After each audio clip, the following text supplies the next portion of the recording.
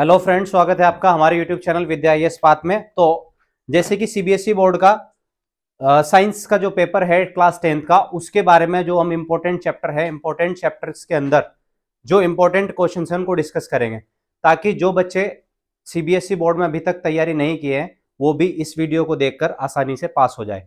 ठीक है ना। तो यानी कि हम कह सकते हैं कि ये वीडियो उन बच्चों के लिए है जिन्होंने अभी तक सीबीएसई बोर्ड के बच्चे हैं और कोई तैयारी साइंस साइड में नहीं की है।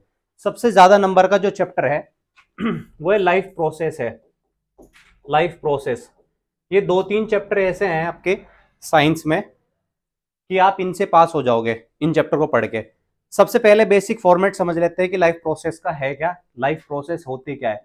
देखिएगा, किसी भी ऑर्गेनिज्म मतलब कोई भी जीव, कोई भी लिविंग चीज, उसको जिंदा रहने के लिए किन चीजों की जरूरत पड़ती है या वो क्या करता है, उसकी बॉडी में कौन कौन सी प्रोसेस होती है। एक तो रेस्पिरेशन होता है। इन्हें मैं यहां पर शॉर्ट में समझाता रहूंगा, एक्सप्लेन करता रहूंगा ताकि आपको दिक्कत ना बने। रेस्पिरेशन क्या होता है? देखो, रेस्पिरेशन दो चीजों से मिलकर बनता है। एक होती है ब्रीथिंग, और ब्रीथिंग के साथ में एक होता है liberation of energy.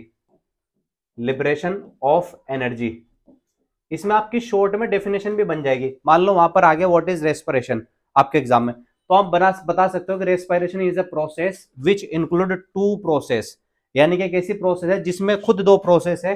Number 1 breathing है, नंबर 2 है लिबरेशन ऑफ एनर्जी। ब्रीथिंग मतलब आप सांस लेते हो, सांस को अंदर लेना इंस्पायरेशन, और फिर बाहर छोड़ना एक्सपायरेशन। दोनों प्रोसेस को मिला के बोलते हैं ब्रीथिंग। तो ब्रीथिंग में क्या हो गया, एक तो O2 इनटेक हो गया और CO2 आउटटेक हो गया। ये इनटेक एंड ये आउटटेक। तो CO2 को बाहर निकाल देंगे, ऑक्सीजन को अंदर खींच लेंगे, ये हो गया आपका ब्रीथिंग। लिबरेशन ऑफ एनर्जी क्या होता है बाबू? इस कॉन्सेप्ट को अगर आपको मैं समझाऊं यहाँ पर, लिबरेशन ऑफ एनर्जी, ये समझिए आप जो फूड खाते हैं, जो खाना खाते हैं बाबू, वो फूड हमारे बॉडी में ग्लाइकोजन के रूप में स्टोर हो जाता है, ग्लाइकोजन के रूप में इकट्ठा हो जाता है। अभी की जो ग्लाइकोजन होती है, ये होती है लोक एनर्जी। क्या होती है? लोक एनर्जी। इस लोक एनर्जी को हमें तोड़ना पड़ता है। मान लो ये डायरेक्ट कुछ नहीं काम करेगा, ये लोक एनर्जी कैसे टूटेगी? ऑक्सीजन के साथ में जब ये रिएक्शन करेगा तो ये बनाएगा ATP, adenosine triphosphate. Adenosine triphosphate जो होती है हमारी सेल में, इसको करेंसी ऑफ द सेल भी बोलते हैं। करेंसी ऑफ द सेल, समझ लो।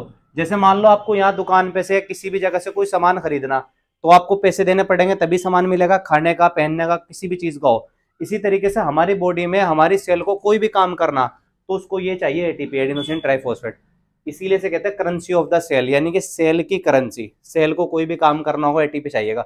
और ATP मिलेगा कब उसे? आपने खाना तो खा लिया, ग्लाइकोजन तो है, जब तक ऑक्सीजन नहीं मिलने का तब तक ATP नहीं बनेगा। इसीलिए आपने पूरा खाना खा लो आप, फिर अगर तुम्हें 2 मिनट के लिए सांस ना मिले तो जिंदा नहीं रह सकते। सही कह रहा हूँ कि नहीं कह रहा हूँ? क्योंकि ये बनना बंद हो जाएगा, एटीपी मिलना बंद हो जाएगा, प्रोसेस रुक जाएगी सारी की सारी। ठीक है, तो पहली प्रोसेस हमें पता चल गया कि लिबरेशन ऑफ एनर्जी, और ये क्या है? रेस्पिरेशन। दोनों को मिला के बोलते हैं। फिर कोई भी लाइफ, कोई भी जीवित इंसान या जीवित प्राणी, कोई भी जो जिंदा है वो क्या करता है? दूसरी चीज है ब्रीथिंग के बाद में वो रिप्रोडक्शन करता है। रिप्रोडक्शन, ये इंपॉर्टेंट टॉपिक है। रिप्रोडक्शन से क्वेश्चन बाबू 100 के 100% आएगा, इनसे इन्हें समझना है। रिप्रोडक्शन क्या होता है कि कोई भी ऑर्गेनिज्म अपने वंश को, अपने जीनस को आगे बढ़ाने के लिए, ताकि उसका जीनस, उसका वंश आगे बढ़ जाए, रिप्रोडक्शन करता है, जनन करता है, अपने बच्चे पैदा करता है, ताकि उसकी जो संपत्ति है वो पैतृक की एक जगह से दूसरी जगह पर ट्रांसफर हो जाए या पहुंच जाए, एक जनरेशन से दूसरी जनरेशन में पहुंच जाए। रिप्रोडक्शन बेसिकली किसके लिए करते हैं? For produce their genera. तो अगर डेफिनेशन आती है तो इसकी डेफिनेशन इस वर्ड से बन जाएगी, for produce their genera. Genera का मतलब होता है, यहाँ पर जेनेरा वर्ड को याद रखेंगे, वो जेनेरा मतलब वंश। तो हर एक जीवधारी, हर एक लिविंग थिंग्स, हर एक लिविंग ऑर्गेनिज्म, हर एक लिविंग बींग्स जनन करता है, रिप्रोडक्शन करता है अपने बच्चे पैदा करने के लिए। जेनेरा यानी कि अपना वंश बढ़ाने के लिए। रिप्रोडक्शन के 2 टाइप होते हैं, 2 मेथड होते हैं, दोनों आपको याद करने पड़ेंगे, ध्यान रखने पड़ेंगे। एक होता है एसेक्सुअल और एक होता है वो सेक्सुअल। एसेक्सुअल और सेक्सुअल। एसेक्सुअल वो रिप्रोडक्शन होता है बाबू जिसमें क्या होता है कि एक सिंगल ऑर्गेनिज्म अपने बच्चे खुद पैदा कर सकता है अपने आप ही, उसे किसी की रिक्वायरमेंट नहीं रहेगी दूसरे ऑर्गेनिज्म की। वो हो गया एसेक्सुअल रिप्रोडक्शन। जैसे कि प्लांट्स में ज्यादातर ये सेक्सुअल रिप्रोडक्शन ही होता है। फिर सेक्सुअल रिप्रोडक्शन क्या होता है? इसमें 2 पेरेंट की रिक्वायर होती है, 2 parent require of opposite sex, 2 parent require of opposite sex, यानी कि दो अपोजिट सेक्स के पेरेंट चाहिए। अपोजिट सेक्स का मतलब एक मेल चाहिए एक फीमेल चाहिए, मेल और फीमेल सेक्स करेंगे, सेक्स करने के बाद में उनके बच्चे पैदा होंगे। ठीक है, ये हो गया सेक्सुअल रिप्रोडक्शन, जैसा कि ह्यूमन में भी ऐसे ही होता है। फिर लाइफ की तीसरी प्रोसेस जो हर एक ऑर्गेनिज्म करता है, दैट इज न्यूट्रिशन। भोजन सभी को चाहिए कि नहीं चाहिए, खान पान सबके लिए जरूरी है कि नहीं है, न्यूट्रिशन तो हर एक ऑर्गेनिज्म को चाहिए ना। कोई भी ऑर्गेनिज्म ऐसा नहीं है दुनिया में जो बिना खाए बिना पिए जिंदा रह ले, है तो नहीं ऐसा। तो न्यूट्रिशन मतलब खान पान, जो भी आप खाना वगैरह खाते हो, जो भी आप फूड खाते हो, वो न्यूट्रिशन है। न्यूट्रिशन भी दो तरह का होता है वो ये भी आपको याद रखना है। एक ऑटोट्रोपिक न्यूट्रिशन होता है, ऑटोट्रोपिक, ये क्वेश्चन 100 आउट ऑफ 100% आएगा आपके पेपर में। अभी कह देता हूँ 100 के 100% आएगा। What is nutrition, explain it and define its types. इसके टाइप्स भी बताइए, ये कितने टाइप का होता है सब बताना है। ऑटोट्रोपिक और दूसरा होता है हेट्रोट्रोपिक। ओपन बोल रहा हूँ, यूट्यूब पे वीडियो आ रही है तो ओपन बता रहा हूँ, 100 के 100% आएगा एग्जाम में आपके, ध्यान से समझना है न्यूट्रिशन को। ऑटोट्रोपिक न्यूट्रिशन क्या होता है, वो ऑटोट्रोपिक, ऑटो मतलब अपने आप, ट्रोपिक यानी कि लेना। ऐसे ऑर्गेनिज्म जो ऑटो अपने आप अपना फूड बना लेते हैं, खुद अपना भोजन बना लेते हैं, दूसरों पर डिपेंडेंट नहीं होते, दूसरों पर निर्भर नहीं करते, उनको बोलते हैं ऑटोट्रोपिक न्यूट्रिशन। जैसे कि प्लांट्स, पेड़ पौधे, आपने पेड़ पौधों को देखा होगा कि पेड़ पौधे सनलाइट की प्रेजेंस में, सूरज के प्रकाश की प्रेजेंस में वाटर चाहिए उनको, और सूरज का प्रकाश चाहिए, वाटर चाहिए, दो चीजें उन्हें बाहर से मिल जाए, वे अपना भोजन खुद बना लेते हैं, अपना फूड खुद बना लेते हैं, तो उसको बोलते हैं ऑटोट्रोपिक न्यूट्रिशन। तो इसका एग्जाम्पल क्या हो जाएगा ऑटोट्रोपिक का, प्लांट्स। आपको पता होगा प्लांट्स में होती है प्रोसेस फोटोसिंथेसिस। कौन सी प्रोसेस होती है, फोटोसिंथेसिस की होती है, जिसके थ्रू ये अपना फूड बनाते हैं।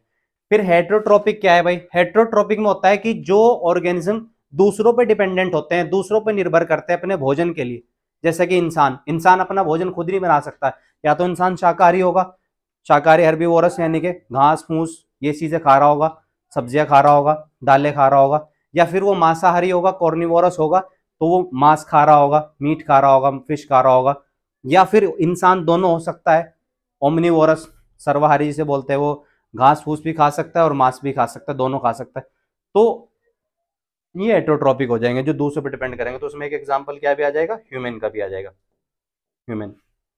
हेट्रोट्रोपिक के और भी बहुत सारे पॉइंट्स होते हैं इसमें जो याद रखना है आपको, ध्यान से देखिएगा। हेट्रोट्रोपिक के अंदर कुछ एग्जांपल और भी देखने होंगे। हेट्रोट्रोपिक के टाइप्स होते हैं, एक टाइप तो है इसका हेट्रोट्रोपिक का सेप्रोफाइटिक। कुछ ऑर्गेनिज्म ऐसे होते हैं जो सेप्रोफाइटिक होते हैं, और बस ये वर्ड याद रखने, इनसे एमसीक्यू बन सकते हैं। सेप्रोफाइटिक होते हैं वो जो मरे हुए ऑर्गेनिज्म को खा लेते हैं, यानी कि डेड बॉडी पे चिपक जाते हैं और उनसे अपना फूड खा लेते हैं। जैसे कि फुफुंद सुना होगा आपने, फुई वगैरह, फंगस जिन्हें बोलते हैं, वो डेड बॉडी पे लग जाएंगे और उस डेड बॉडी को सड़ा गला के खा लेंगे। दूसरे से के बाद में होते हैं पैरासाइटिक। क्या होते हैं भाई, पैरासाइटिक। पैरासाइटिक ऐसे ऑर्गेनिज्म होते हैं जो हमारी बॉडी पर रहेंगे और हमें नुकसान भी पहुंचाएंगे, हमारी बॉडी पर रहेगा, हमारे से खाना खाएगा, हमें नुकसान भी पहुंचाएंगे। जैसा तुमने सुना होगा एस्केरिसिस हो जाते हैं, बच्चों के पेट में जून हो जाते हैं, तो पेट में रहेगा, अंदर है बॉडी को नुकसान नहीं पहुंचा रहा है। या लाइस, जू बॉडी के ऊपर रहेगी, उससे नुकसान नहीं पहुंचा रही है, ठीक है नहीं। और तीसरा टाइप का जो न्यूट्रिशन होता है वो होता है होलोजोइक। होलोजोइक न्यूट्रिशन है जो हम फॉलो करते हैं, होलोजोइक यानी कि फूड बॉडी के अंदर डाल देंगे पूरा का पूरा, डालने के बाद में हमारी बॉडी उससे प्रोसेस करेगी, प्रोसेस करने के बाद में जो फूड के अंदर इंपॉर्टेंट चीजें होगी, कार्बोहाइड्रेट, प्रोटीन, मिनरल्स, विटामिन, उनको निकाल लेगी बॉडी बाहर, और जो वेस्ट बचेगा उसको बॉडी से बाहर कर देगी, वो होलोजोइक है। तो ये वाला न्यूट्रिशन का टाइप हम करते हैं। तो लाइफ प्रोसेस में हमने देखा यहाँ पर ये सारी चीजें अभी तक के देख लिए। अभी लाइफ प्रोसेस अभी पूरा नहीं हुआ है, एक दो पॉइंट और रह गया इसमें। तो लाइफ यानी कि कोई भी ऑर्गेनिज्म लाइफ प्रोसेस कैसे कर सकता है, रेस्पिरेशन कर सकता है, रिप्रोडक्शन कर सकता है, न्यूट्रिशन शो करता है, उसके अलावा जो है और क्या है, ग्रोथ। क्या है, ग्रोथ। तो हर ऑर्गेनिज्म ग्रोथ तो करता ही है। तो ग्रोथ क्या है बेसिकली, ग्रोथ किसको ग्रोथ कहोगे आप, किसी ऑर्गेनिज्म का। ऑर्गेनिज्म जब मैं कहता हूं तो जीव से मेरा मतलब होता है जीव, ऑर्गेनिज्म यानी कि वो जिंदा होना चाहिए। पेड़ पौधे भी जिंदे हैं, सभी जंतु भी जिंदा हैं, हम इंसान भी जिंदा हैं, ठीक है नहीं। तो हम उनकी ग्रोथ को कैसे बताएंगे, तो ग्रोथ की डेफिनेशन आपके एग्जाम में आ सकती है। तो बस ये दो वर्ड जिस बच्चे ने लिख दिया ना, उससे पूरे नंबर मिलेंगे। ये इंक्रीज नंबर ऑफ सेल, या तो नंबर ऑफ सेल का बढ़ना, सेल की संख्या बढ़ना, या फिर इंक्रीज होना ड्राई वेट का, किसका, ड्राई वेट यानी कि शुष्क वजन बढ़ना, प्योर वेट बढ़ना, जिसे आप बोलते हैं मसल मास बढ़ना। फैट नहीं बढ़ना चाहिए, मसल मास बढ़ना चाहिए। तो ये दो चीजें ग्रोथ होती है, तो ये भी ऑर्गेनिज्म कर सकते हैं ग्रोथ भी। अब इसमें इसके अलावा एक होता है ट्रांसपोर्टेशन। ट्रांसपोर्टेशन, हर ऑर्गेनिज्म ट्रांसपोर्टेशन को भी शो करता है। ट्रांसपोर्टेशन का मतलब होता है वो, जैसे आपकी बॉडी में ब्लड है, ब्लड हार्ट के द्वारा एक जगह से दूसरी जगह पे ट्रांसपोर्ट हो रहा है कि नहीं हो रहा, बॉडी के अंदर ही हार्ट ब्लड को क्या करता है, पंप करता है। तो वो ट्रांसपोर्टेशन हो गया कि ब्लड को पंप, हार्ट ब्लड को पंप करता है इनसाइड द बॉडी, बॉडी के अंदर ही एक जगह से दूसरी जगह पर। ट्रांसपोर्टेशन के अलावा एक टॉपिक और होता है सेंस, सेंसेशन या सेंस कह सकते हैं, ठीक है ना। हर एक ऑर्गेनिज्म के अंदर सेंस होती है, फीलिंग होती है, ठीक है नहीं, ये भी ऑर्गेनिज्म में होती है।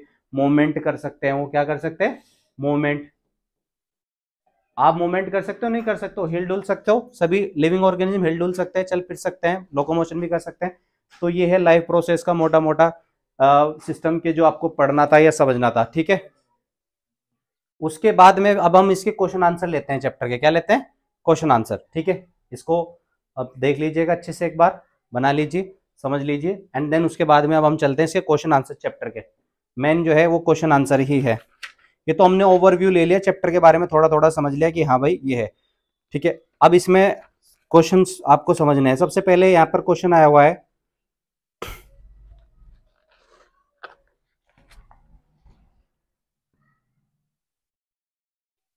क्वेश्चन है ये 2 मार्क्स का क्वेश्चन है। क्वेश्चन लिखेंगे, साथ के साथ ही लिख लीजिए question.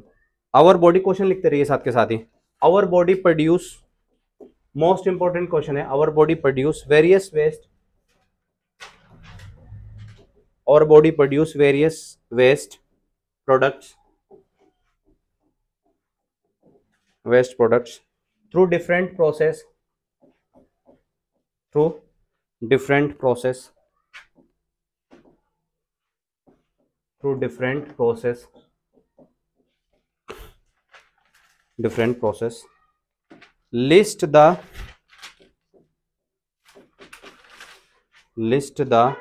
waste product, list the waste products with the organ, with the organ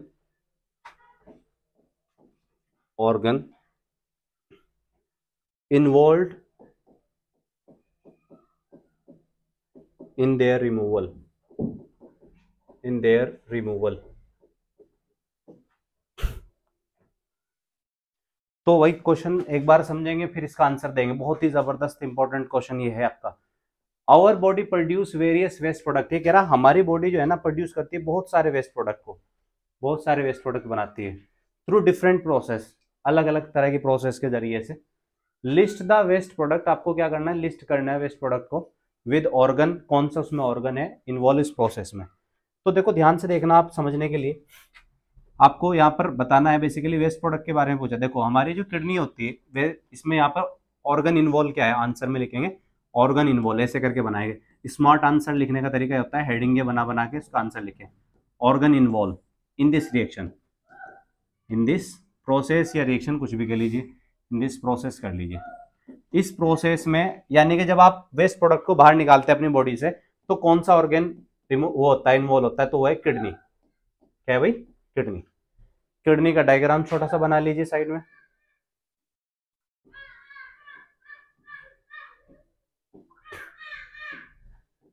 ठीक है।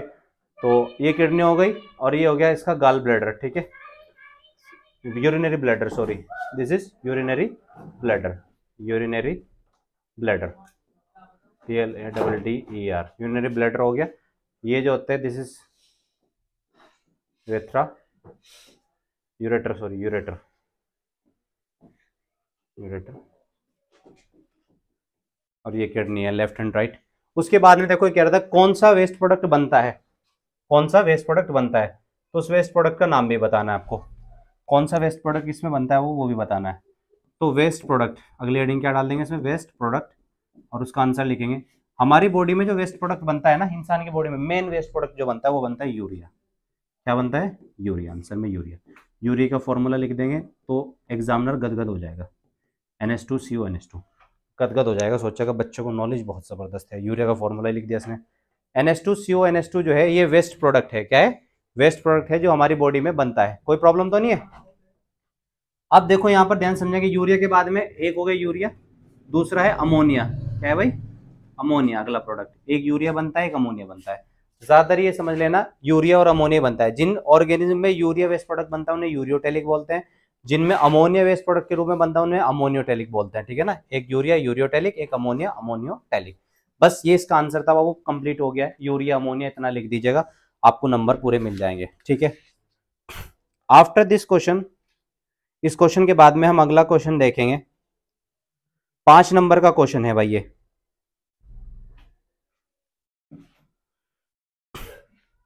5 मार्क्स क्वेश्चन है। ज्यादातर जो 5 नंबर का क्वेश्चन आता है वो बहुत ही अपने आप में इंपॉर्टेंट हो जाता है। ठीक है ना? तो आई होप आपने आंसर ये लिख लिया होगा। ठीक है ना?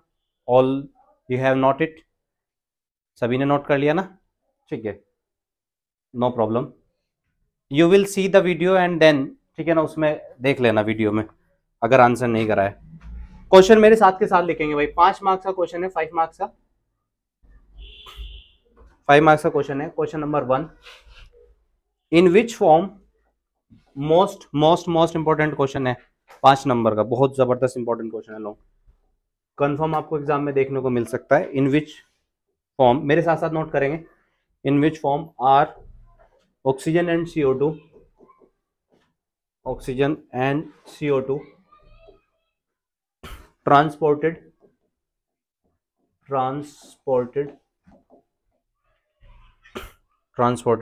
इन द ब्लड, यानी कि इसके 3 क्वेश्चन ये पूछ रखे हैं, क्वेश्चन मार्क। पहला तो ये हो गया, 1 2 3, 5 नंबर में 3 पॉइंट पूछ रखे हैं। तो पहला पॉइंट है, पहले पॉइंट का आंसर पहला ही डायरेक्ट यहीं कहीं देंगे हम। तो what is the answer of this? ठीक है, इसका आंसर यहीं कहीं देंगे। आंसर देखते हैं इसका। In which form are oxygen and CO2 are transported in blood. देखो, ऑक्सीजन या कार्बन डाइऑक्साइड कैसे ट्रांसपोर्ट होता है हमारे ब्लड में? ठीक है ना? हीमोग्लोबिन नाम का एक सब्सटेंस सुना होगा आपने, HB, हीमोग्लोबिन। ब्लड के अंदर होता है हीमोग्लोबिन। किसके अंदर होता है? ब्लड के। हीमोग्लोबिन क्या करता है? ऑक्सीजन के मॉलिक्यूल को जोड़ लेता है। ऐसे एक हीमोग्लोबिन 4 ऑक्सीजन के मॉलिक्यूल को जोड़ लेता है, O2 O2 O2 करके। तो पहले का आंसर क्या हो गया? नंबर इसमें ऐसे करके लिखेंगे डायरेक्ट, ये बनाने की जरूरत नहीं है, आप डायरेक्ट लिखिएगा। पहला ऑक्सीजन कैसे होता है? ऑक्सीजन में लिखना HbO2 के फॉर्म में। किसके फॉर्म में? HbO2। पहला आंसर हो गया। ठीक है। बी, CO2 को भी पूछ रहा था ना, CO2 में लिख लेना बाइकार्बोनेट के फॉर्म में। किसके फॉर्म में? बाइकार्बोनेट। सीधा आंसर हो गया बस। तो अगर पूछे ट्रांसपोर्ट कैसे होता है, तो ऑक्सीजन ट्रांसपोर्ट होता है HbO2 के रूप में, और CO2 ट्रांसपोर्ट होता है बाइकार्बोनेट के रूप में। किसके रूप में? बाइकार्बोनेट के रूप में। ये ट्रांसपोर्ट का मतलब एक जगह से दूसरी जगह पे पहुंचना। तो एक जगह से दूसरी जगह पर ऑक्सीजन इस रूप में जाता है और ये बाइकार्बोनेट के रूप में जाता है CO2। तो ये ऑक्सीजन का ट्रांसपोर्टेशन है, और ये किसका ट्रांसपोर्टेशन है भाई? CO2 का। तो O2 इस रूप में बाहर एक जगह से दूसरी जगह पे जाता है, और CO2 इस रूप में जाता है। ये हो गया आपका पहला क्वेश्चन। पहला क्वेश्चन ये था, और आंसर सीधा बस ये है दोनों। क्वेश्चन नंबर 2, साथ के साथ नोट कर लीजिए। क्वेश्चन नंबर 2, तो 2 क्वेश्चन क्या है? What happens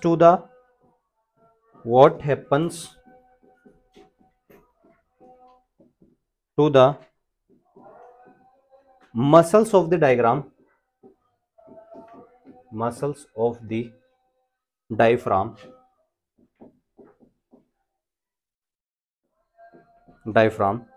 the external intercostal muscles,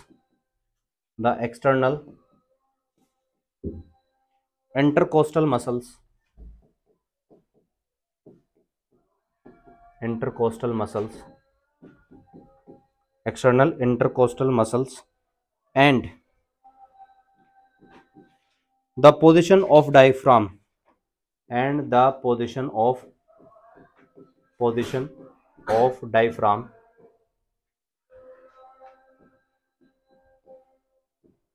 diaphragm during inspiration and expiration,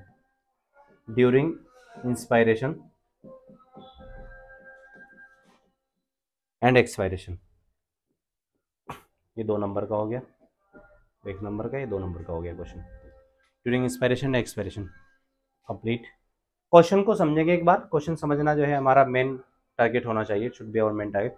what happens, क्या होगा, टू द मसल्स, मांसपेशियों को, ऑफ द डायफ्राम। डायफ्राम कौन सा एरिया है?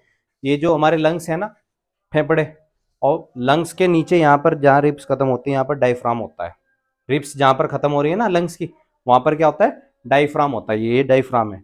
तो जब हम सांस, आगे देखो पूरे क्वेश्चन ही समझेंगे। एक्सटर्नल इंटरकोस्टल मसल्स इसकी किस तरह से काम करती है, position of the diaphragm, diaphragm की पोजीशन कहाँ है वो तो मैंने बताई दिया आपको। तो ये इस वाले रीजन में, थोरेकिक रीजन में, लंग्स के नीचे, ठीक है ना, यहाँ पर रिब्स के नीचे। उसके बाद में अब ये क्या होता है during inspiration and expiration, inspiration और एक्सपायरेशन के दौरान क्या होता है यहाँ पर, ये समझना है। खुद ही देखिएगा, जब हम इंस्पायरेशन करते हैं, इंस्पायरेशन का मतलब सांस को अंदर खींचते हैं, तो सांस अंदर खींचेंगे तो चेस्ट फूल गई, सांस छोड़ेंगे तो नॉर्मल हो गए, रिलैक्स हो गई, ठीक है ना। तो डायफ्राम क्या होता है ये बताना है आपको। डायफ्राम की मूवमेंट, मसल कैसे मूवमेंट करती है समझने के तौर पे देखिए। जब आप सांस अंदर खींचते हैं ना, तो डायफ्राम ऐसे है, देखो एक बार जरा इसको डायग्राम में देखेंगे एक बार। क्वेश्चन हो गया, मान लीजिए यहाँ पर ये लंग्स है,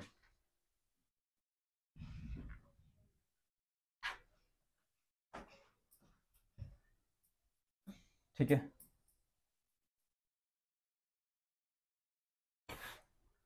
राइट साइड का, और ये हो गया लेफ्ट साइड का। लेफ्ट साइड का लंग जो होता है हल्का सा कार्डियक नॉच की वजह से रहता है, और डायफ्राम होता है इसके जस्ट यहाँ पर, ये ऐसे करके डायफ्राम है।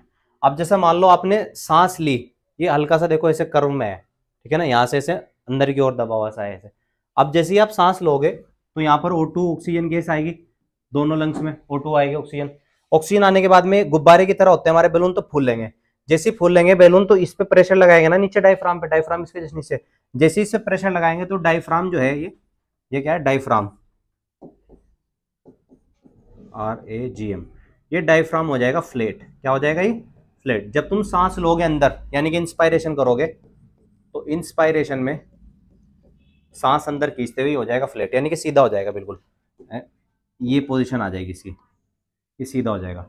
और ये सीधा होगा, इसके सीधा होने की वजह से जो आपकी चेस्ट है वो थोड़ी सी क्या हो जाएगी, बाहर को फूल जाएगी, ठीक है नहीं। और जब आप छोड़ोगे सांस, तो ये गुब्बारे हैं बैलून की तरह फिर से ऐसे बंद से हो जाएंगे। जैसे ही ये बंद से होंगे तो ये डायफ्राम फिर से अपनी वापस पोजीशन में आ जाएगा, कर्व पोजीशन में। किस में आ जाएगा? कर्व वाली, ये कर्व जैसी पोजीशन है ना। तो एक्सपायरेशन में क्या होगा भाई, जब आप एक्सपायरेशन करोगे तो एक्सपायरेशन में जो डायफ्राम है वो रिलैक्स हो जाएगा, रिलैक्स पोजीशन में आ जाएगा। कोई प्रॉब्लम तो नहीं है। तो इंस्पायरेशन में फ्लैट हो जाएगा और यहाँ पर क्या हो जाएगा, ये रिलैक्स हो जाएगा एक्सपायरेशन में। बस इतना बताना था इसके अंदर, और कुछ नहीं। और पोजीशन कहाँ है इसकी, पोजीशन अगर पोजीशन भी पूछा था तो पोजीशन में कहाँ होता है भाई, वो तो डायग्राम में बता दिया वैसे आपने, लंग्स के नीचे होता है, below the lungs, below the lungs, ठीक है। इसके अंदर अब जो है तीसरा क्वेश्चन, इसका तीसरा पॉइंट रह गया क्वेश्चन का, ये आप नोट कीजिए फटाफट, कर लिया हो तो उसका तीसरा पॉइंट भी देखेंगे। थर्ड पॉइंट इसका क्या कहता है,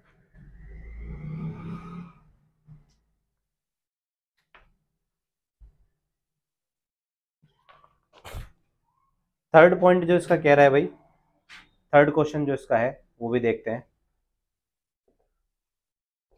क्वेश्चन नंबर, मतलब इसका, सॉरी ये एक ही चल रहा है अभी तो क्वेश्चन, इसी का ही तीसरा पार्ट है इसका क्वेश्चन का, 5 नंबर का था ना, तीसरा पार्ट इसका है। तीसरा पार्ट में पूछ रहा है, why do the walls of trachea, why do the walls of trachea, why do the walls of trachea not collapse, not collapse,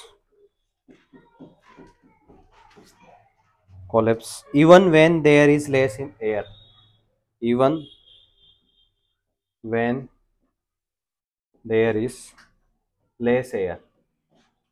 तो कह रहा है कि कोलेप्स क्यों नहीं होता ट्रेकिया, ट्रेकिया आपको पता है ना। अभी देखो यहाँ पर ये वाला एरिया जो था ये ट्रेकिया था, ये जो लंग्स का जो हमने छोटा सा कि रफ डायग्राम बनाया था, इसमें ये जो है ना ये एरिया, ये ट्रेकिया है, ट्रेकिया, ट्रेकिया जाता है। ट्रेकिया में क्या होते हैं ऐसे, ये कॉर्टिलेज के रिंग होते हैं, कॉर्टिलेज, कॉर्टिलेज रिंग होते हैं। कॉर्टिलेज रिंग मतलब, कॉर्टिलेज एक तरह की ऐसी होती है जो हमारी एक कान की होती नहीं, कॉर्टिलेज हो ऐसे मुड़ जाए, फ्लेक्सिबल होती है, ये दिख रहा है आपको, ईयर पिन ना फ्लेक्सिबल होती है, कॉर्टिलेज की बनी हुई। ऐसे ही जो हमारे ये ट्रेकिया होता है ना, इन ट्रेकिया पे रिंग होते हैं, चारों तरफ, और ये कार्टिलेज के बने हुए हैं। किसके बने हुए हैं? कार्टिलेज के। तो क्योंकि ये कार्टिलेज के बने हुए हैं, अभी ये कह रहा है कि भाई ये कोलेप्स क्यों नहीं होती, तो इसका आंसर ये है क्योंकि जो ये है आपके, क्या चीज बताया मैंने, कार्टिलेज जो है बहुत ही क्या होता है, फ्लेक्सिबल होता है। क्या होता है? फ्लेक्सिबल। अब जब ये फ्लेक्सिबल होता है तो जाहिर सी बात है कोलेप्स नहीं होने का। अगर मान लो एक कार है, बाइक है, उसमें पिस्टन ना हो, वो ऊपर नीचे करते हैं, क्या बोलते हैं, स्प्रिंग्स होते हैं ना, पिस्टन से हुए, अगर वे ना हो तो वो जल्दी खराब हो जाएगी, गड्ढे में गिर के खत्म हो जाएगी बिल्कुल प्रॉपर। तो जैसे ही वो गड्ढे में गिरेगी तो स्प्रिंग होता है, पिस्टन होता है, जिसकी वजह से वो ऐसे कोलेप्स होने से बच जाती है, यानी कि उसकी जो मशीनरी है वो सही से काम करती है। वैसे ही अगर लंग्स में भी एयर कम हो जाएगी, क्योंकि उसके अंदर कार्टिलेज के रिंग है, छल्ले हैं, तो इस वजह से वो कोलेप्स होने से या खराब होने से, खत्म होने से बच जाएंगे। कोई प्रॉब्लम तो नहीं है। तो इसका आंसर क्या हो जाएगा?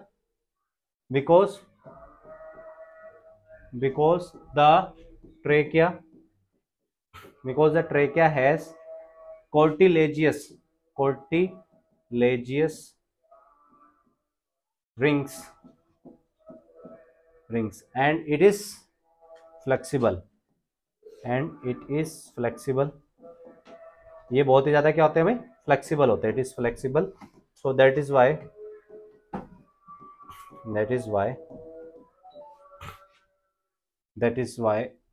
they do not collapse. That is why they do not collapse. इसी वजह से कोलैप्स नहीं होते हैं, ठीक है ना, ये कोलैप्स नहीं होते हैं। ये तीन हो गए।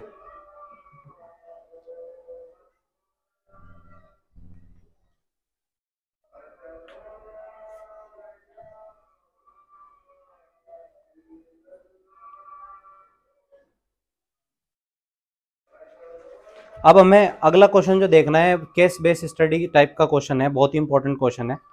एग्जाम में इस तरह के क्वेश्चन ज्यादातर आ जाते हैं, उनको भी हमें देखना है साथ के साथ ही, ठीक है। तो अगला क्वेश्चन हम देखते हैं। मैं आगे बढ़ रहा हूँ, ठीक है ना, जिन्होंने उतार लिया ठीक है, नहीं किया तो आप देख लेंगे बाद में, ठीक है। पिक्चर्स ले लीजिए, क्वेश्चन लिखेंगे मेरे साथ साथ। मोस्ट इंपॉर्टेंट क्वेश्चन है, बहुत ही जबरदस्त। एक कहानी के ऊपर क्वेश्चन है, जैसे कि कोई स्टोरी होती है ना, कहानी होती है, तो कहानी को क्वेश्चन में कन्वर्ट करा है। इस तरह के क्वेश्चन आने की संभावना या चांस ज्यादा है, बहुत ही ज्यादा चांस है इस तरह के क्वेश्चन। साथ के साथ लिखिए मेरे, लिखो Shanu told his father, question लिखेंगे Shanu told his father. Shanu अपने पिता से कहता है that plant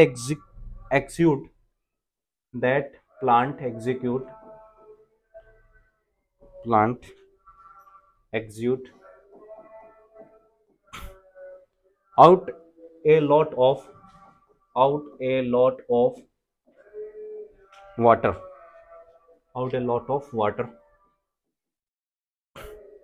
in the form of ये भी 5 मार्क्स का क्वेश्चन है और आंसर इसका छोटा सा है, in the form of vapour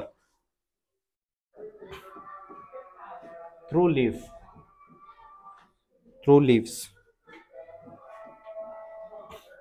आगे डिफाइन दिस प्रोसेस, इस प्रोसेस को बताना है कि प्रोसेस कौन सी है, क्या है, कैसे हुई है। डिफाइन दिस प्रोसेस, इस प्रोसेस की डेफिनेशन देनी है आपको। आगे क्या कह रहा है, व्हाट इज इट्स इंपॉर्टेंसी, इसकी इंपॉर्टेंसी क्या है, ये भी पूछ रहा है। इसका फायदा क्या है, व्हाट इज इट्स इंपॉर्टेंसी, इसकी इंपॉर्टेंसी क्या है भाई, इसका फायदा क्या है, question mark. How do stomata help in this process, और स्टोमेटा इस प्रोसेस में कैसे हेल्प करते हैं। हाउ डू स्टोमेटा, 5 नंबर का क्वेश्चन है भाई। How do stomata help in this process,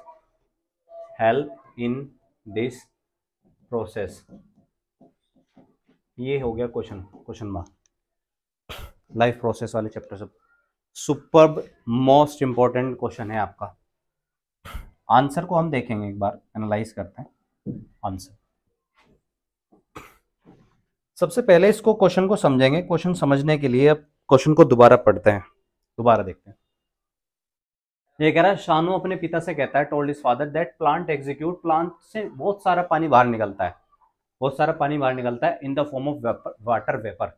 ये वाटर की जो वेपर है, पानी के जो भाप है, उसके रूप में बहुत सारा पानी बाहर निकलता है। थ्रू लीव्स, पत्तियों के थ्रू, किसके थ्रू? पत्तियों के थ्रू बहुत सारा पानी उड़ता है। डिफाइन दिस प्रोसेस, ये कह रहा है इस प्रोसेस को बताइए क्या है। ठीक है, पहला पॉइंट समझ में आया, प्रोसेस बतानी है, जो पानी निकलता है उसको क्या बोलते हैं। व्हाट इज इट्स इंपोर्टेंसी, इसका महत्व क्या है, फायदा क्या है इसका। तीसरा कह रहा और स्टोमेटा इसमें कैसे मदद करते हैं प्रोसेस में। तो मैं पहला पॉइंट का आंसर बना के करूंगा। पहला वाला पॉइंट, शानू ने अपने पिता से कहा कि बहुत सारा पानी निकालते हैं वाटर वेपर, ठीक है ना, लिखो उसमें। पहला वाला है, पहला जो पहला पॉइंट पूछा था, when plant vaporized water when plant vaporize water because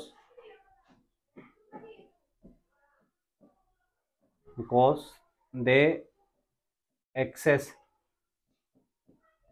of water. मान लो जब उनमें पानी ज्यादा हो जाएगा, एक्सेस ऑफ वाटर की अधिकता हो जाएगी, तो वाटर को वेपराइज कर देंगे, भाप के रूप में, पानी को भाप के रूप में उड़ा देंगे, ठीक है ना, वेपर के रूप में उड़ा देंगे। इस प्रोसेस का नाम भी पूछा था। This process is known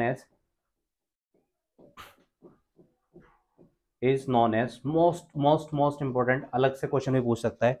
this process is known as transpiration. इस ट्रांसपीरेशन वर्ड को जैसे आप एग्जाम में लिखेंगे, तुरंत इसे जो है आप अंडरलाइन करेंगे किसी दूसरे अलग पेन से, ट्रांसपीरेशन। तो ट्रांसपीरेशन क्या है, अगर आपसे पूछ ले व्हाट इज ट्रांसपीरेशन, तो ट्रांसपीरेशन किसे बोलते हैं? पौधों की जो पत्तियां होती है ना, उन पत्तियों के द्वारा पानी को उड़ाना, वो ट्रांसपीरेशन कहलाता है। पौधों की पत्तियों के द्वारा पानी को उड़ाना ट्रांसपीरेशन कहलाता है, हिंदी में वाष्पोत्सर्जन से कहते हैं। तो प्लांट के, अब देखो ट्रांसपीरेशन होता है, फिर ये कह रहा है कि डिफाइन दिस प्रोसेस, प्रोसेस को डिफाइन भी करना, डेफिनेशन भी देनी है, ठीक है ना। तो क्या होता है देखेंगे, ट्रांसपीरेशन हेडिंग डाल देंगे, ट्रांसपीरेशन, इसे डिफाइन भी करना है ट्रांसपीरेशन को। तो ट्रांसपीरेशन होती क्या है भाई, जैसे कि मान लो प्लांट जो होता है वो अपने टेम्परेचर को मेंटेन करने के लिए, टेम्परेचर को क्या करने के लिए, मेंटेन करने के लिए ये करते हैं, ट्रांसपीरेशन करते हैं, ठीक है ना। टेम्परेचर को मेंटेन करने के लिए, स्थिर बनाए रखने के लिए। जैसे मान लो आप, गर्मी होती है, गर्मी में इंसान के जब बहुत ज्यादा गर्मी हो जाती है तो स्वेटिंग आउट होती है, पसीना बाहर निकलता है बॉडी से बहुत ज्यादा। पसीना क्यों निकलता है? ताकि हमारी बॉडी का जो तापमान है वो 37 डिग्री सेल्सियस रहता है नॉर्मली। सर्दी हो जाए, बाहर का टेम्परेचर 15 डिग्री सेल्सियस, लेकिन शरीर का तापमान तब भी 37 बना रहेगा। गर्मी में बाहर का तापमान हो रहा है 40, लेकिन बॉडी का टेम्परेचर तब भी कितना ही रहना चाहिए, 37। इसलिए बॉडी क्या करती है, एक्सेस ऑफ वाटर को बॉडी से बाहर निकालती है, ताकि जो है बॉडी के बाहर ठंडक बनी रहे। देखा होगा आपने, जब स्वेटिंग होती है, पसीना आता है, वहां पे जब हवा लगती है तो ठंडा लगता है ना, बिल्कुल ठंड महसूस होती है, वही वाला कॉन्सेप्ट होता है। तो ये प्लांट भी अपने आप को मेंटेन करने के लिए, ताकि फूक ना जाए, जल ना जाए, ठीक है ना, धूप इतनी तेज पड़ती है इन पे, तो ये अपने आप को मेंटेन करने के लिए, टेम्परेचर को मेंटेन करने के लिए ट्रांसपीरेशन करते हैं। तो इसकी इंपॉर्टेंस भी हमें पता चली गई, फायदा भी पता चल गया ट्रांसपीरेशन का, कि प्लांट अपना टेम्परेचर क्या करते हैं, इससे मेंटेन करते हैं। और स्टोमेटा कैसे हेल्प करते हैं भाई इसमें, मान लो जो एक लीव होती है भाई, एक लीव होती है, उस लीव में ये वाला हिस्सा हो गया मिड रिब हो गया, साइड वीन्स हो गई, ठीक है ना, साइड वीन्स हो गई। इनके अलावा भी क्या होता है कि बीच में छोटे छोटे पत्ती के अंदर तुमने देखा होगा छेद होते हैं, वो छोटे छोटे छेद होते हैं। जो पत्ती के अंदर छेद होते हैं ना, इन छेद को बोलते हैं स्टोमेटा। अब इस छेद को थोड़ा सा बड़ा करके दिखाते हैं, यहाँ से छोटा दिखाया आपको, बड़ा दिखाए, इसमें स्टोमेटा के स्ट्रक्चर को देखेंगे, पोर्स बोलते हैं इनको बेसिकली। तो स्टोमेटा की जो स्ट्रक्चर है,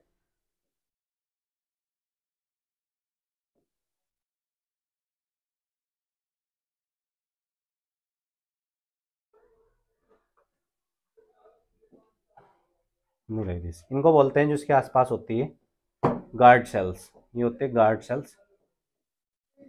सेल्स। ये एक स्टोमेटा की स्ट्रक्चर है। अब देखो ये जो बीच में है ना, गार्ड सेल के दोनों तरफ बीच में जो होता है, इसको बोलते हैं पोर, छिद्र यानी कि इनका। अब जब ये पोर ओपन होता है, ये पोर जब क्या होता है, ओपन होता है, जब ये खुलता है, तो पानी वगैरह उसमें से जो भी होगा, ऑक्सीजन, ये बाहर निकल जाएगी। लीफ के अंदर पानी और ऑक्सीजन बाहर निकलता है ना, दो चीज, जैसे कि अपनी प्रोसेस करते हैं फोटोसिंथेसिस की प्लांट, तो दो चीजें स्पोर के द्वारा, छेद के द्वारा बाहर निकलती है। एक तो ऑक्सीजन बाहर निकलती है, और एक वाटर की वेपर बाहर निकलती है, पानी की भाप।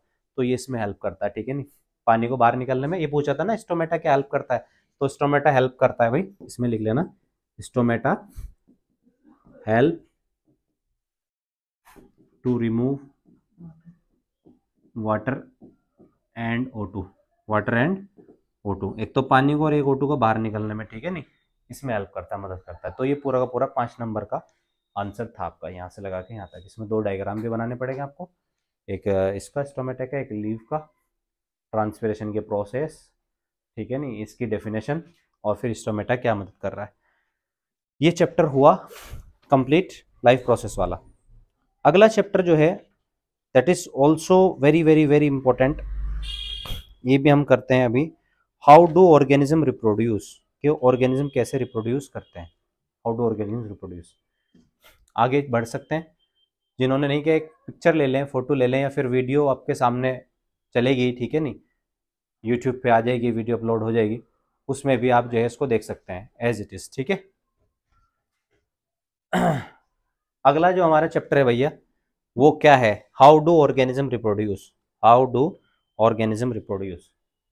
चैप्टर का नाम लिखेंगे हाउ डू ऑर्गेनिज्म रिप्रोड्यूस।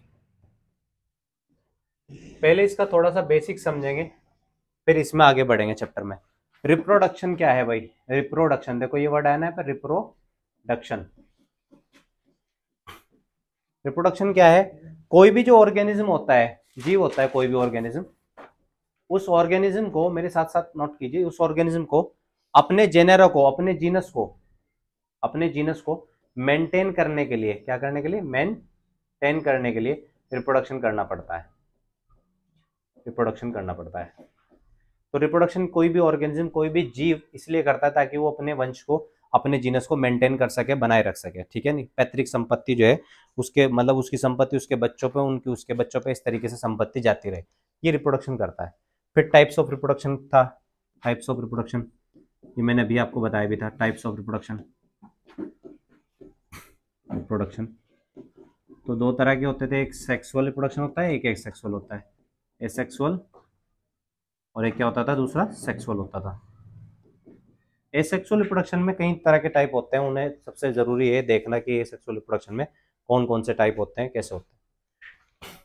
देखिएगा एसेक्सुअल रिप्रोडक्शन को देखेंगे सबसे पहले, एसेक्सुअल रिप्रोडक्शन। एसेक्सुअल रिप्रोडक्शन में क्या होता है, सबसे पहले अगर आ जाए तो लिखेंगे इसमें single parent require, single parent require,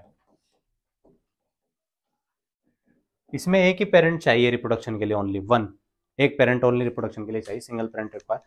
आगे देखेंगे इसमें इसके टाइप्स, इसमें कई तरह की चीज होती है। एक तो होती है इसमें बडिंग, देखो भाई ये डायरेक्टली आपको एग्जाम में देखने को मिलेंगे, बडिंग, बडिंग क्या होती है इसे समझेंगे। जैसे कि एक ऑर्गेनिज्म होता है, एग्जाम्पल समझ लेंगे, एक ऑर्गेनिज्म होता है उसका नाम है हाइड्रा, क्या नाम है उसका, हाइड्रा। तो हाइड्रा में क्या होता है, देखो उसकी बॉडी देखेगा, मान लो ऐसे,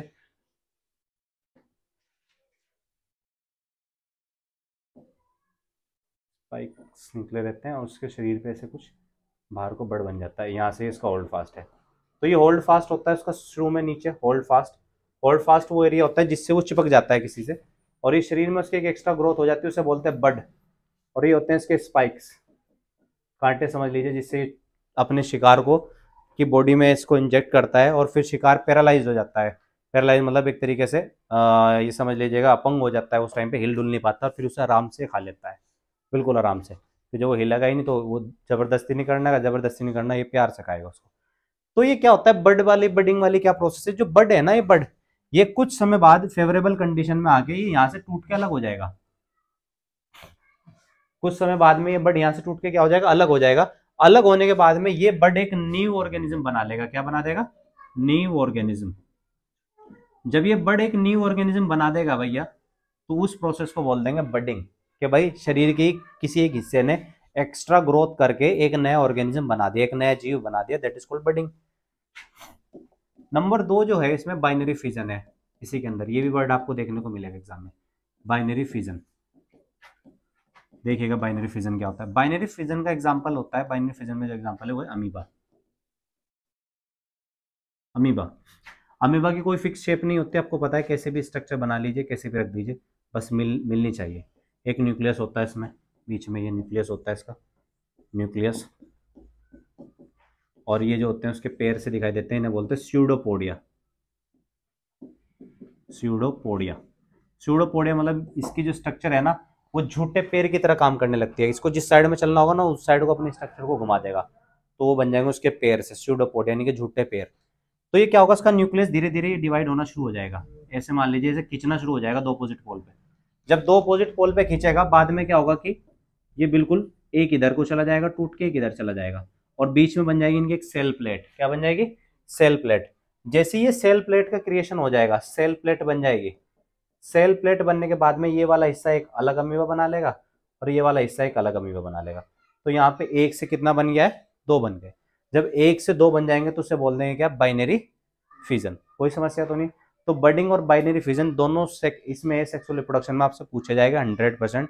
आपसे क्वेश्चन आएगा what is sexual reproduction, give its type, इसके टाइप भी दीजिए। तो एक सेक्सुअल रिप्रोडक्शन क्या आप बताएंगे? जिसमें सिंगल पेरेंट रिक्वायर होता है, एक ही पेरेंट चाहिए, ठीक है ना। It can reproduce its child one by one, अपने आप ही प्रोड्यूस कर सकता है। बडिंग में क्या है? फिर बडिंग बता दिया मैंने, जैसा बडिंग में क्या है, जैसे कि हाइड्रा है भाई, तो हाइड्रा में क्या हुआ कि हाइड्रा के शरीर का कोई एक एक्स्ट्रा पार्ट ग्रोथ कर लिया, और ग्रोथ करने के बाद में उसने नई ऑर्गेनिज्म बना लिया, तो इसको बोल देंगे बडिंग। उसके बाद में बाइनरी फिजन में क्या है कि शरीर का एक, जैसे कि अमीबा है, पूरा का पूरा अमीबा, उसका जो न्यूक्लियस है धीरे धीरे वो मल्टीपल मतलब वो क्या करने लगेगा? एक्सटेंड करने लगेगा दो अपोजिट पोल्स पे। दो अपोजिट पोल पे जाने के बाद में उनके बीच में एक सेल प्लेट बन जाएगी। सेल प्लेट बनने के बाद में एक से हो जाएंगे वो दो। ये बाइनरी फिजन है। फिर सेक्सुअल रिप्रोडक्शन, दूसरा क्या है इसमें? Sexual reproduction. सेक्सुअल रिप्रोडक्शन, तो सेक्सुअल रिप्रोडक्शन में हमने बात की थी कि इसमें टू पेरेंट्स रिक्वायर होते हैं। Two parents require of opposite sex, opposite sex यानी कि अपोजिट सेक्स के दो पेरेंट चाहिए इसमें। एक होना चाहिए मेल और another should be female, male plus female, दो होने चाहिए, ठीक है ना। हमें ह्यूमन रिप्रोडक्शन देखना है इसमें, सेक्सुअल रिप्रोडक्शन में ह्यूमन का देखना है। तो ह्यूमन रिप्रोडक्शन में जरा समझ लेंगे भाई। ह्यूमन रिप्रोडक्शन में सबसे पहले देखेंगे सेक्स ऑर्गन, कौन कौन से सेक्स ऑर्गन होते हैं।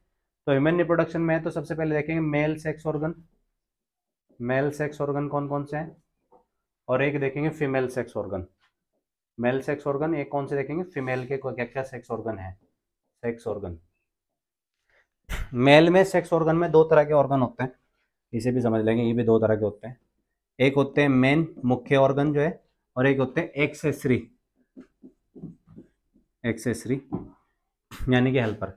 मेन में होते हैं भाई टेस्टिस और हेल्प, इसको बिल्कुल एज इट इज ऐसे बना के आ जाना, ठीक है ना, एग्जाम में।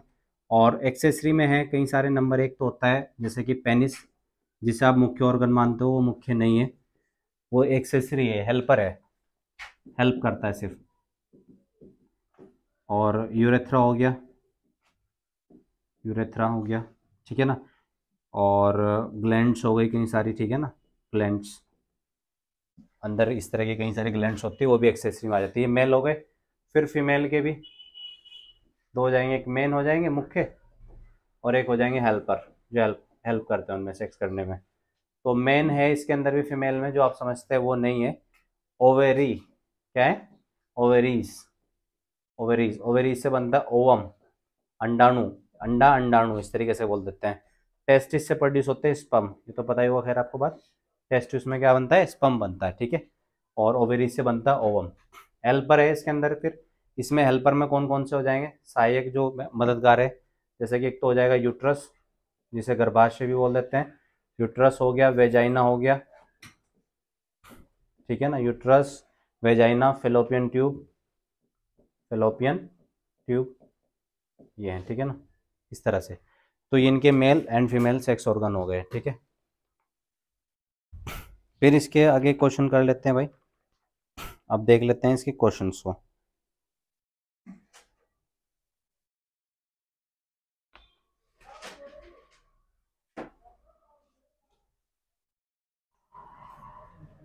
क्वेश्चन है पहला भाई, इंपॉर्टेंट क्वेश्चन है, 2 मार्क्स का एग्जाम में आया हुआ है कई बार। लिखो क्वेश्चन, मेरे साथ साथ लिखेंगे। एक्सप्लेन व्हाट आर, क्वेश्चन मेरे साथ साथ लिख लीजिएगा। Explain what are unisexual and bisexual organism, unisexual, मेरे साथ साथ क्वेश्चन नोट कर लीजिए, unisexual and bisexual, unisexual and bisexual organism, give one example for each, give one example for each, हर एक के लिए एक एग्जांपल दीजिए। ध्यान से समझिएगा बाबू, थोड़ा सा समझिएगा। यूनिसेक्सुअल क्या होता है? आंसर, बहुत इंटरेस्टिंग क्वेश्चन आ गया। यूनिसेक्सुअल लिखा रहता है ना जिम के बाहर, यूनिसेक्सुअल जिम, यूनिसेक्सुअल या बाइसेक्सुअल का मतलब, यूनिसेक्स मतलब जो एक के लिए है, या तो मेल या फीमेल, मतलब आइडेंटिटी जो होगी, आईडी जो होगी वो एक होगी, ओनली वन, एक आईडी रहेगी, ओनली वन आईडी, पूरा ऐसे लिख देते हैं, ओनली वन आईडी, ओनली केवल वन आईडी, एक आइडेंटिफिकेशन रहेगी। आइदर आप मेल हो, या तो आप मेल हो और आप फीमेल हो, या तो आप मेल में आते हैं, मेल कैटेगरी में, या फीमेल कैटेगरी में, दोनों में से एक में आओगे। अगर दो में से एक कैटेगरी में आ रहे हैं, या दो अलग अलग हैं, मेल और फीमेल अलग अलग है, मेरा कहने का मतलब मेल और फीमेल अलग अलग हैं, तो हो जाएगा यूनिसेक्सुअल, जहां पर मेल और फीमेल अलग अलग होते हैं। एग्जाम्पल, ह्यूमन, इंसानों में मेल और फीमेल अलग अलग होते हैं नहीं होते? एक एग्जाम्पल पूछा था ना, एक एग्जाम्पल दे दिया, तो देने को हजारों दे सकते हो आप। कुत्ता, बिल्ली, बकरी सब यूनिसेक्सुअल ही हैं, सब में मेल फीमेल अलग अलग होते हैं। फिर एक होता है बाइसेक्सुअल,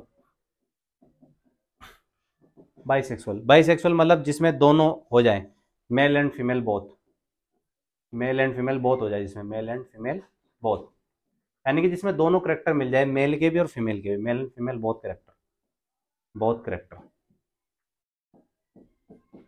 इसमें दोनों हो जाए वो हो जाएगा बाइसेक्सुअल।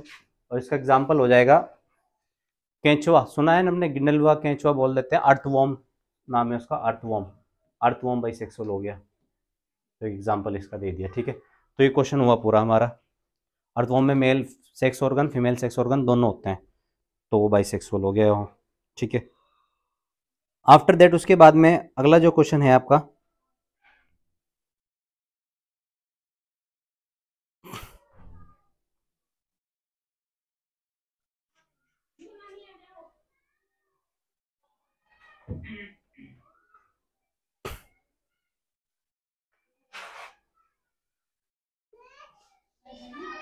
अब देखो अगला जो क्वेश्चन है, व्हाट हैपेंस,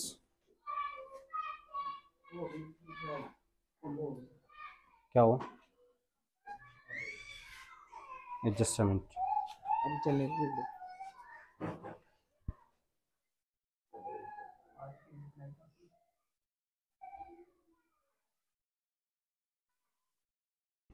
नो मैटर। तो यहाँ पर आगे जो है आपका अगला जो क्वेश्चन है वो भी इंटरेस्टिंग है, बहुत इंपॉर्टेंट क्वेश्चन है, that is explain why fertilization is possible only if copulation take place during the middle of the menstrual cycle. तो अगर कोई फीमेल मेंस्ट्रुअल साइकिल के दौरान बीच में है, मतलब अभी मेंस्ट्रुअल साइकिल पूरा नहीं हुआ है, बीच में है, तब तो प्रेगनेंसी हो जाएगी उसको। Also give the name of the process which get temporarily stopped, और ऐसी कौन सी प्रोसेस होगी जिसमें मेंस्ट्रुअल साइकिल स्टॉप हो जाएगी? तो मेंस्ट्रुअल साइकिल स्टॉप तब होगी जब एक औरत प्रेग्नेंट हो जाएगी। When a women get pregnant, तो उसकी मेंस्ट्रुअल साइकिल क्या हो जाएगी, उस टाइम पे बंद हो जाएगी, क्लोज हो जाएगी, ठीक है ना। एमसी आपको पता होगा, अगर आ जाए एग्जाम में क्वेश्चन एमसी क्या है, व्हाट इज मेंस्ट्रुअल साइकिल, तो आपको पता है मंथली प्रोसेस होती है, क्या होती है, मंथली प्रोसेस है, मंथली, एक महीने में जरूर होगी, और इसमें 3 to 4 डेज होती है, ठीक है ना। इसमें क्या होता है कि जो अनफर्टिलाइज्ड एग होता है, कैसा एग होता है, अनफर्टिलाइज्ड एग, अनफर्टिलाइज्ड एग, वो यूट्रस की वॉल पर आकर टच होता है, यूट्रस की वॉल पर आकर टच होता है और उसे ब्रस्ट कर देता है। उसके ब्रस्ट होने की वजह से वहां से ब्लीडिंग होने लगती है, तो इसमें बहुत ब्लीडिंग होती है, ठीक है ना, 3 से 4 दिन तक हर वुमेन को होती है, ठीक है ना। तो ये अनफर्टिलाइज्ड एग या ओवम भी कह सकते हो उसको आप, अनफर्टिलाइज्ड ओवम जो है यहाँ पर अटैच होता है। इस तरह का क्वेश्चन भी आपसे आ सकता है, ठीक है, पूछा जा सकता है। और इसमें ह्यूमन मेल रिप्रोडक्टिव सिस्टम क्या है, list parts male reproductive system के, फीमेल रिप्रोडक्टिव सिस्टम के पार्ट, वो पूछ सकते हैं आपसे। यहाँ पर डायग्राम भी आ सकता है, डायग्राम आपसे पूछा जा सकता है, डायग्राम में मेल का भी पूछा जा सकता है, मेल रिप्रोडक्टिव सिस्टम का भी, और फीमेल रिप्रोडक्टिव सिस्टम का भी डायग्राम आपसे पूछा जा सकता है। ठीक है। फीमेल रिप्रोडक्टिव सिस्टम का डायग्राम इंटरनल होता है, तो मैं ड्रॉ कर देता हूँ यहाँ पर समथिंग लाइक दिस।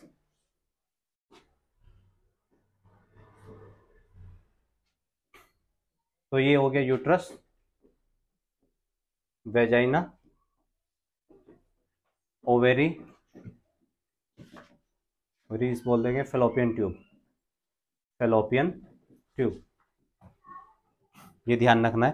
ठीक है, तो ध्यान रखिएगा, जैसे मान लो यहाँ से स्पर्म आते हैं, एक बारी के रिप्रोडक्शन में जो है ना 20 करोड़ स्पर्म, कितना 20 करोड़ स्पर्म जो है ना एक बारी के रिप्रोडक्शन में आते हैं। अब जैसे यहाँ पे किसी फीमेल के ओवम बना ओवेरी से, तो वो ओवम आ रहा होगा, यहाँ से स्पर्म आ रहा होगा।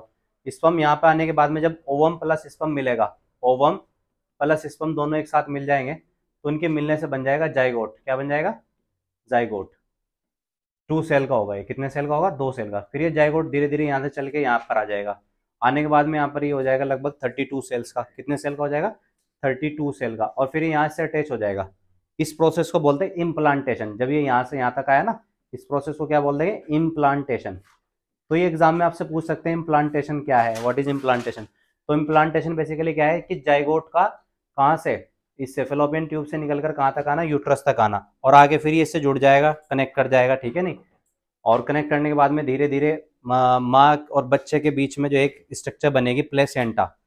देखा भी होगा आपने, जब बच्चा जन्म ले लेता है उसे काट देते हैं, कैंची से बांध देते हैं, फिर प्लेसेंटा को, सुंडी में होती है वो, तो उससे बच्चा माँ से जुड़ जाता है। तो माँ जो भी खाना वगैरह जो भी खाएगी वो सब बच्चे को मिलेगा, न्यूट्रिशन कंप्लीट उसका। ठीक है ना। और 9 मंथ में फिर चाइल्ड जो है रेडी हो जाएगा, फिर उसकी प्रेगनेंसी, उसके बाद में आपको पता ही है बर्थ होगा, बच्चे का जन्म होगा। ठीक है नहीं। तो आई होप आपको ये चैप्टर भी समझ में आया होगा। उम्मीद करता हूँ वीडियो आपके लिए जो है ना कारगर साबित होगी और आपके एग्जाम में अच्छे से अच्छे मार्क्स आए। अगली वीडियो हम कल अपलोड करेंगे अपनी। ठीक है नहीं, सभी बच्चे देखते रहिए हमारे चैनल को, विद्या IAS पाथ को। चैनल को लाइक करें, और सॉरी वीडियो को लाइक करें, चैनल को सब्सक्राइब करें और बेल आइकन जरूर दबा लें। शुक्रिया दोस्तों सभी का, धन्यवाद।